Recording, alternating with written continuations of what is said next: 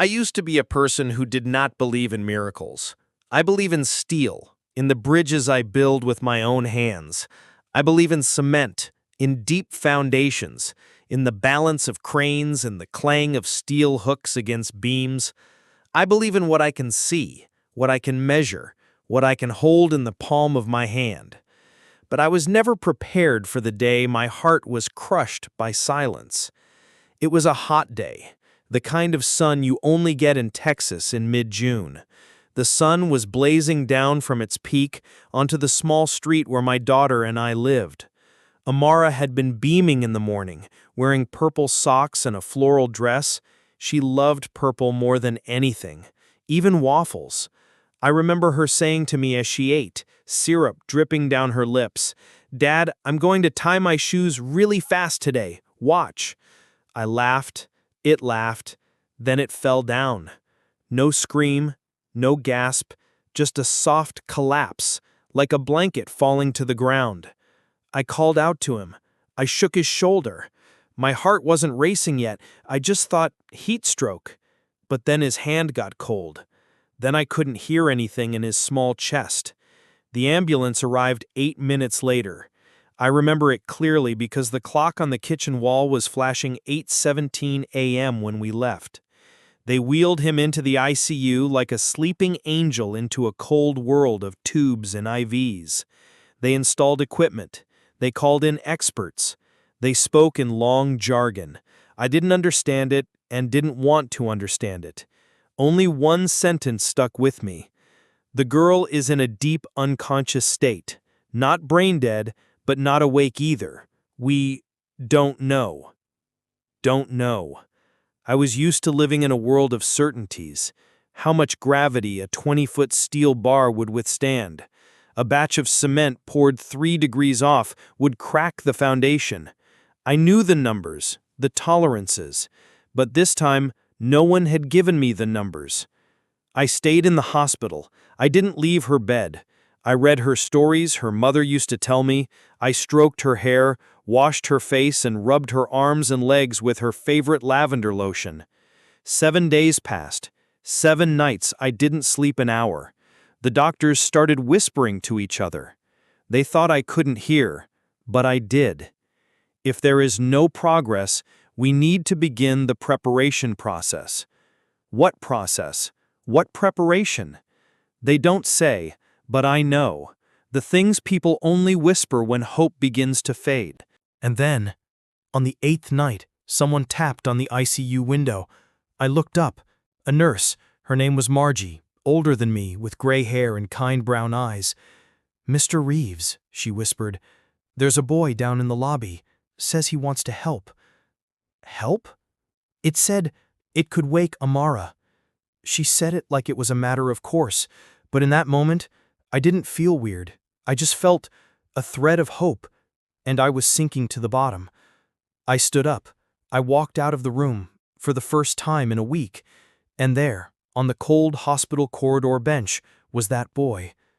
Dark skin, dark eyes, bare feet, old, torn gray hoodie, dusty face, but the eyes. Those eyes looked at me like they knew me, like they had been waiting for me. "Are you Amara's father?" His voice was calm, unafraid. "Yes. Who are you?" It did not answer immediately, just smiled slightly. "I know how to help her." The next morning, I woke up in the padded wooden chair next to Amara's bed. The lights were still dim, the monitor was still beeping, but it was no longer hopeless. The atmosphere was different. Not because of the lavender I rubbed on her hands, but because I was starting to believe. Nurse Margie said no one was allowed to check out at night. She asked me if I was sure I wasn't dreaming. I didn't answer. I just stared at that tiny hand, which had been as cold as ice the night before, and now had warmth again. I told the story of the boy, Isaiah, but no one believed me. There were no records, no camera footage, the hallway was empty. They looked at me with pity, as if I were a father hallucinating from grief. But I knew. That boy was real. That hand on my daughter's forehead, that gaze looking at me like I needed saving. I stayed all day, read to Amara, tell stories, talk about her mother, talk about the first time I held her in the hospital, the day she was born in the Texas spring rain.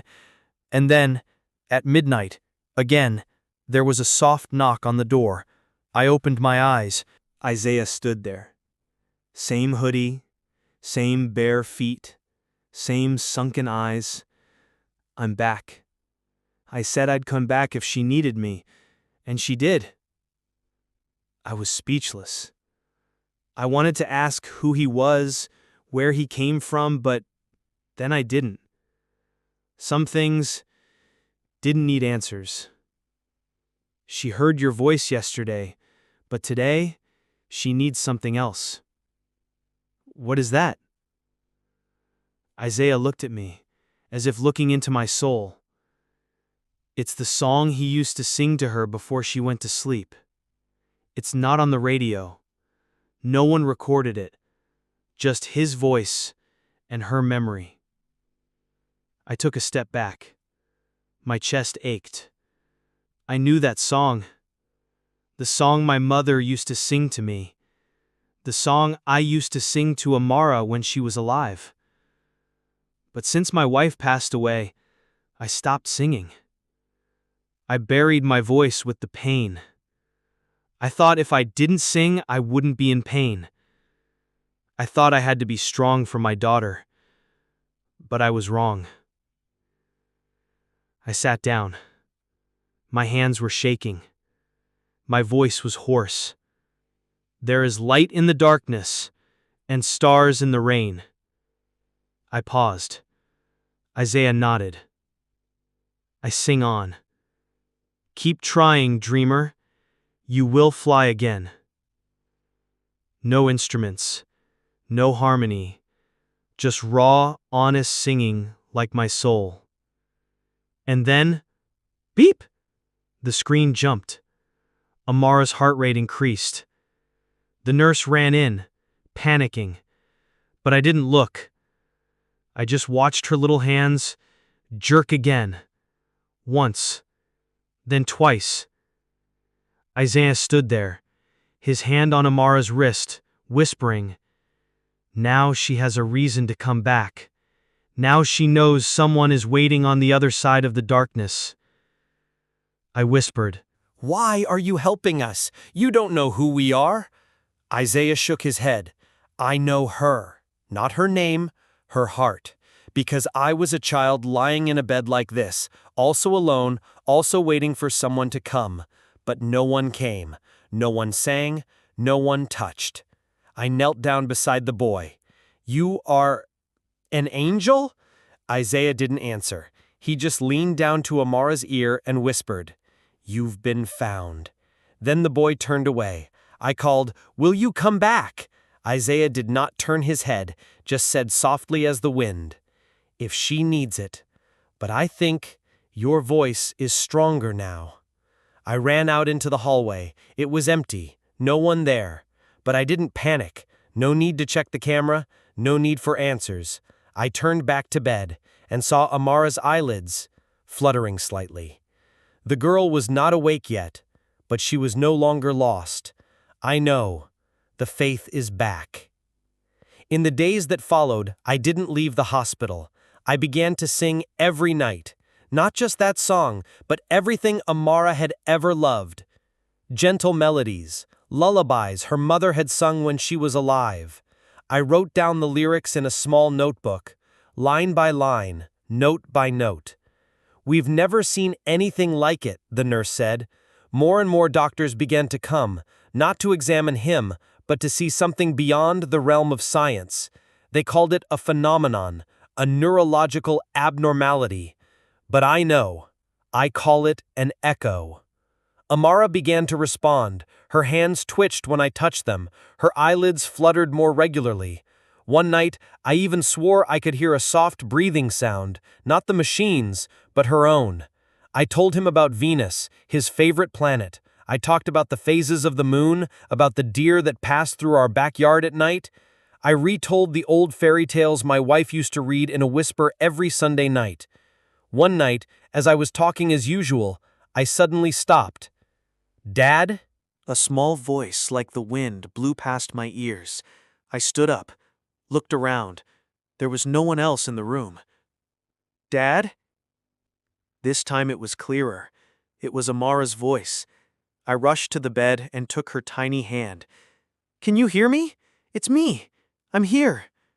Amara's eyes opened slightly, not completely, but enough for me to see her pupils shimmering like the moon on a lake. I couldn't hold back my tears. I called the nurse. I called the doctor. The whole room was in an eerie silence. But when I asked him the first thing, I didn't ask about feelings. I just asked, "Do you see that boy?" Amara nodded slowly. I saw him. He said, "Dad was waiting for me. He told me to come back. He sang to me." Her voice was weak, like smoke, but enough to light up my world. "What is his name?" "Isaiah." I burst into tears. Amara squeezed my hand weakly. "Dad, he said, I'm not done. I'm not finished. He said, sometimes you don't need wings to fly. All you need is faith." I sobbed like a child. The doctors stood there, stunned, as if witnessing something beyond the definition of life. They quietly withdrew. No one needed to take notes. No one needed to explain. That evening, sitting alone in the hallway, I called out to myself, "Isaiah, if you can hear me, thank you. Thank you for bringing my daughter back." The wind blew gently through the hallway, as light as a child's hand. News of Amara's awakening spread quickly through the hospital. Doctors began to visit room 317 in a small, silent pilgrimage. No explanation, no medication, no formal treatment plan. She had woken, thanks to whispers, music, and a boy no one knew. I sat with her and told her stories every night. Not a day was missed, not a memory was missed. I recounted every moment of her life, from the first tooth to learning to ride a bike around the back lot. I told her stories about her mother, the way she laughed, the way she cooked chicken stew with corn and greens, which Amara always finished before I sat down at the table. She smiled, softly but real. There was a light in her eyes, a light I thought I would never see again. A week later, as I was writing in my notebook, a nurse knocked on the door. "Mr. Reeves," she said softly, "there's something taped to the little girl's window." I stepped out and saw a folded piece of paper clipped to the edge of the window with medical tape. I opened it. "Sometimes healing comes before one wakes up. Don't give up on her just because her eyes are closed. Keep on singing." I clasped the paper in my hand and placed it on my chest like a new oath. Amara recovered faster than anyone could have predicted. 3 days later, she could lift her arms. 7 days later, she could sit up. 10 days later, she whispered her first words. "Dad, I'm scared.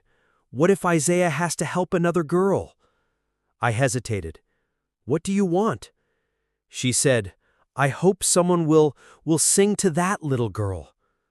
I hugged him tight, and we decided we would teach the world how to sing.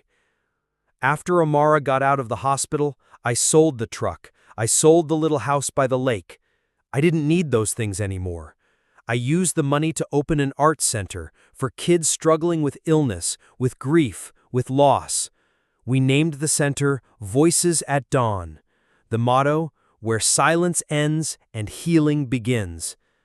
Amara drew the first picture for the center, a barefoot boy in a gray hoodie, his arms reaching out from the darkness, singing. Beneath it were the words, "He has no wings, but he has faith." We shared our story online, not to gain fame, but so that someone in a strange ICU might feel like they weren't alone. We created Isaiah's Echo. In 2 weeks, it had more than 2 million views. In 4 months, thousands of messages came in from everywhere: hospital beds, dormitories, orphanages, prison cells, all ending with the same sentence. "I thought I was lost, but now I think, maybe I'm not done yet." On the first anniversary of Amara's awakening, we held a small ceremony at Voices at Dawn.